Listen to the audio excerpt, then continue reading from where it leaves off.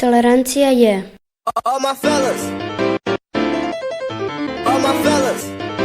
zajedništvo, prihvaćanje, poštovanje, prijateljstvo, kultura. Pa da ja znam što znači, rekao bi.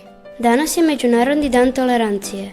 To je dan koji nas podsjeća na poštovanje i uvažavanje drugačijih od nas. UNESCO je proglašenjem ovog dana skrenuo pažnju na brojna ljudska prava i usmjerio društvo na ukidanje svih oblika diskriminacije. Što je tolerancija?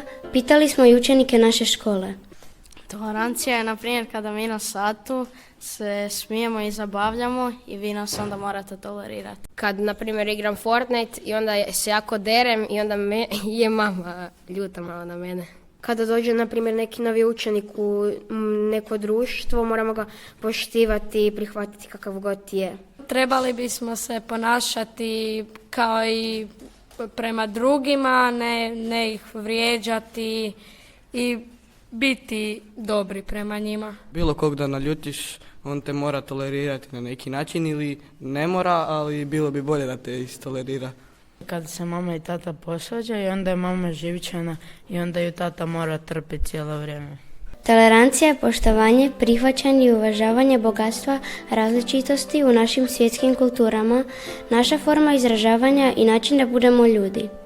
Nekad i mi moramo tolerirati profesore kad nisu baš dobre volje. Budimo ljudi svaki dan, ne samo danas.